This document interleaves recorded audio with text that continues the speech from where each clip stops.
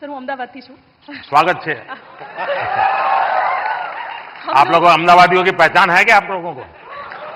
हम अहमदाबादी लोगों के लिए कहा जाता है, अहमदाबादी इसलिए बता रहा हूं, उनके लिए कहा जाता है, यानी कोई बुरा मत माने क्योंकि आजकल ऐसा है कुछ भी बात बड़ा विवाद का विषय बन जाती है, लेकिन ये बचपन में जो सुनते थे वो मैं बता रहा हूं, मैं मानता नहीं हूं।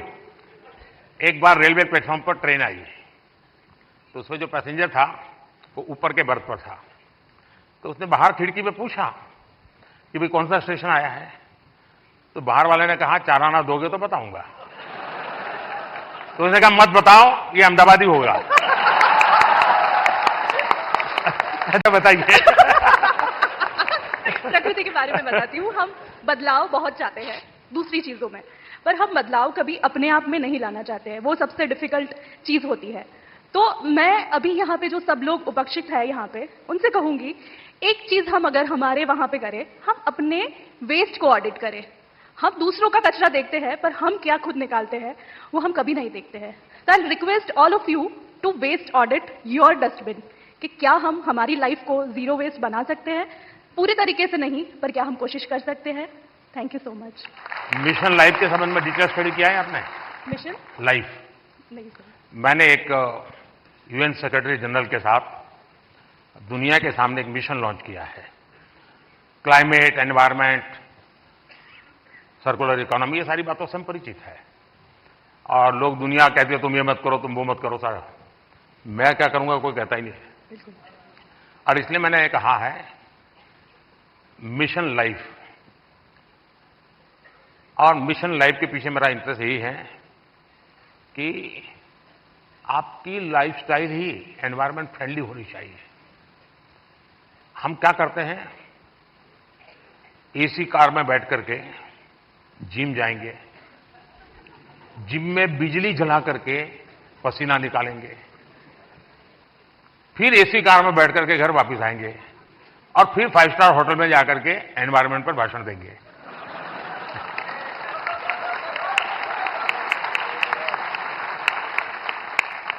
ये ग्लोबल वार्मिंग की समस्या का समाधान का सबसे बड़ा उपाय हमारी लाइफस्टाइल है. आपका यही मिशन है ना? यस सर, बिल्कुल. बहुत अच्छा काम कर रहे बदलाव हैं. हमसे है. बिल्कुल. और अहमदाबादी है तो वेस्ट का बेस कैसे बनाना इसमें एक्सपर्टाइज होती है.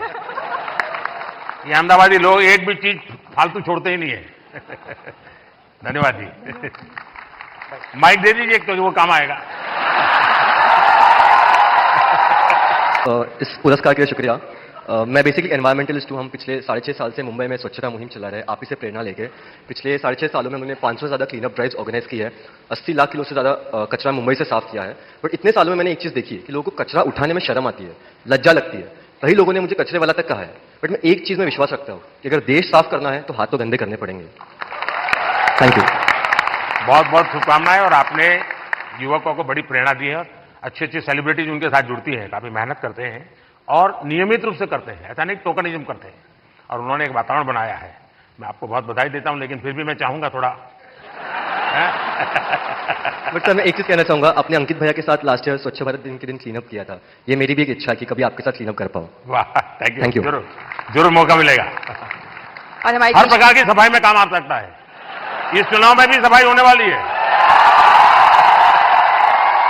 धन्यवाद सर. बताइए कुछ. वो जो मल्हार है ना, उनको खाना बनाना हाँ, सिखाओ. उसको कुछ सिखाइए. हाँ. हाँ. हाँ. सर धन्यवाद इस पुरस्कार के लिए. और मैं खाना बनाना सिखाती हूँ लोगों को, और मैं चाहती हूँ कि घर के मतलब जो फैमिली मेंबर है वो घर के हर मेंबर को खाना बनाना सिखाए. क्योंकि कोविड के टाइम पे हमें पता चल गया कि खाना बनाना कितना जरूरी है सीखना. तो पढ़ाई के साथ साथ इसको भी हम अपनी लाइफ स्किल में ऐड करें तो ज़्यादा अच्छा होगा. और साथ में मैं चाहती हूँ कि जैसे स्कूल वगैरह में हम बच्चों को बाकी चीज़ें पढ़ाते हैं, तो उसके साथ अगर हम एग्रीकल्चर भी सिखाएं तो बच्चों को ये पता चलेगा कि एक अनाज उगाने में कितना मेहनत होता है. तो शायद उसकी वजह से फूड वेस्टेज कम होगा. और खाना बनाने में कितनी मेहनत होती है तो उसकी वजह से भी वेस्टेज को हम रोक सकते हैं. तो ये मेरी सोच है. मैं चाहती हूँ कि ऐसा अगर हो तो फ्यूचर में अच्छा होगा. अच्छा हुआ आप इस काम को किया और आपके कारण लोग जानेंगे कि वरना हमारे गुजरात के लोगों का एक स्वभाव रहा है, वो सैटरडे शाम को कहीं के रेस्टोरेंट ढूंढते रहते हैं फास्ट फूड. और फिर वहाँ मैक्सिकन कहाँ मिलेगा, पिछले सप्ताह मैक्सिकन लिया, इस बार इटालियन कहाँ मिलेगा. और अगर वो कुल्लू मनाली जाएंगे तो यार गुजराती डिश कहाँ मिलेगा. खैर, लेकिन आपने देखा होगा कि हमने 2023 को इंटरनेशनल मिलेट ईयर के रूप में जी। दुनिया में पॉपुलर किया। हमारे यहाँ परंपरागत रूप से मिलेट खाया जाता था, लेकिन आज हमारे डाइनिंग टेबल पर से वो खो चुका था, जी। फिर से आ रहा है। उसके लिए क्या कर सकते हैं? और दूसरा, खाने में बनाने के तरीके, दिखने का तरीका। मैं ताइवान गया था बहुत साल पहले, तब तक मैं मुख्यमंत्री भी नहीं था, और मेरा कोई 10 दिन का वहाँ कार्यक्रम, वहाँ की सरकार ने मुझे बुलाया था। मेरे यहाँ से गया आइटनरी के साथ, no fish, no eggs, no meat, सब no no no no no. तो उनके लिए परेशानी थी, खिलाए क्या उसको? तो फिर मेरे साथ जो उनके कोऑर्डिनेटर थे, उन्होंने कहा कि साहब यहाँ एक बुद्धिस्ट रेस्टोरेंट है जो वेजिटेरियनिज्म को प्रमोट करती है, तो हमने आपके लिए वहाँ अप्लाई कर लिया है, आप क्योंकि और कहीं पर भी आपके लिए वेजिटेरियन मिलना मुश्किल हो जाएगा। तो मैंने कहा चलिए, आपकी बहुत बड़ा धन्यवाद करता हूँ, आपने मेरी सेवा की। अब मैं गया, सब मैंने देखा, उन्होंने शोकेस किया हुआ था ऑर्डर देने के लिए। मैं देखते ही चौंक गया, क्योंकि किसी को दिखता था चिकन जैसा, कोई दिखता था फिश जैसा, कोई मटन की सारी चीज़ें दिखती थी। मैं कहा यार तुम यहाँ कहाँ ले आए मुझे, ये तो सब नॉन वेज है।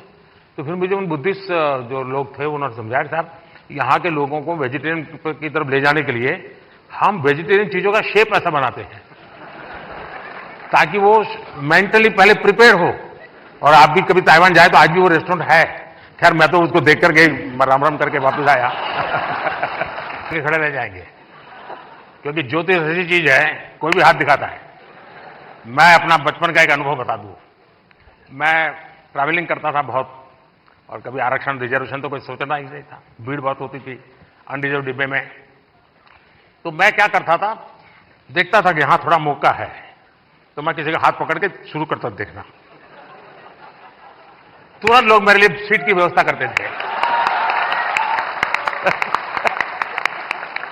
आइए आइए बैठिए, अब आप बताइए।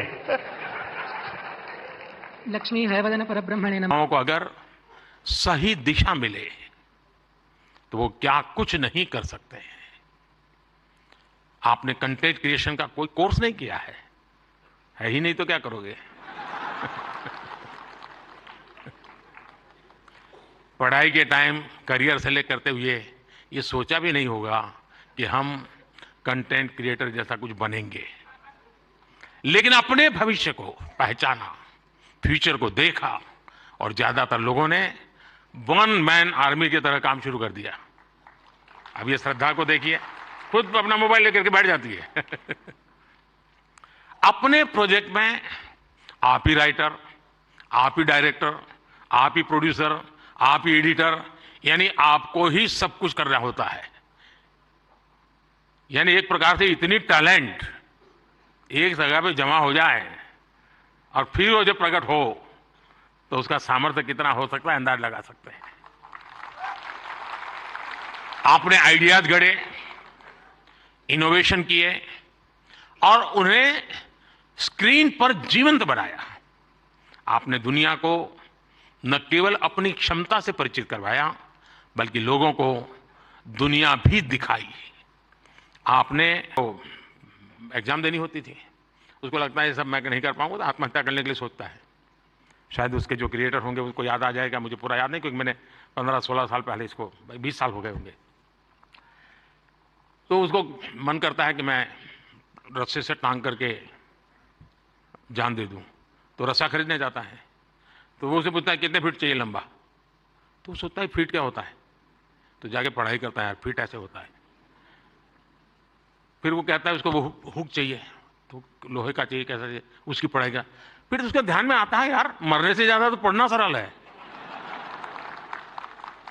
बहुत ही अच्छी फिल्म बनाई उसने, हार्डली 7-8 मिनट की होगी, लेकिन जब मैंने उसको देखा, और वो ये जो आत्महत्या करने का मूड बन जाता है बच्चों का, छोटी सी चीज है लेकिन उसकी जिंदगी को एक नई राह दिखा देती है। अब आप भी जानते हैं मैं परीक्षा पे चर्चा का कार्यक्रम करता हूं। आपको लगता है कोई लोगों मजाक उड़ेगा क्या यार के प्राइम मिनिस्टर है, बच्चों के साथ परीक्षा पे चर्चा करता रहता है, फालतू समय का। मैं जानता हूं दोस्तों, मैं कोई सरकारी सर्कुलर निकाल करके बच्चों की जिंदगी नहीं बना सकता। मुझे उनके साथ जुड़ना पड़ेगा, उनको जानना पड़ेगा, जी जान से। साथियों, अगले कुछ दिनों में लोकसभा के चुनाव होने जा रहे हैं। आप ये मत सोचिए कि आज का ये इवेंट इसके लिए है।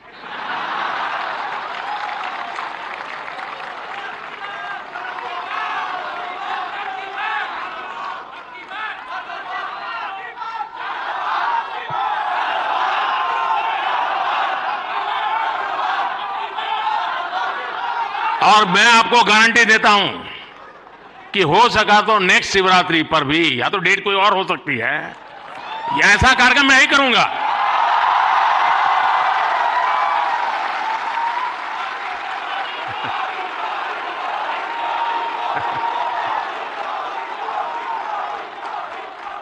लेकिन मैं लोकसभा चुनाव का विषय उस अर्थ में नहीं लाया हूं, क्योंकि मुझे भरोसा है मुझसे ज्यादा मेरे लिए आप मरते हैं, और आप मेरे लिए इसलिए मरते हैं क्योंकि मैं आपके लिए जीता हूं। और जो अपने लिए नहीं जीता है उसके लिए मरने वाले बहुत होते हैं जी।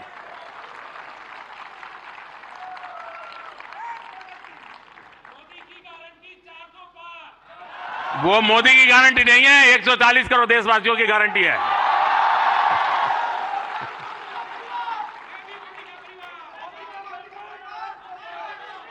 ये बात सही है, ये मेरा परिवार है।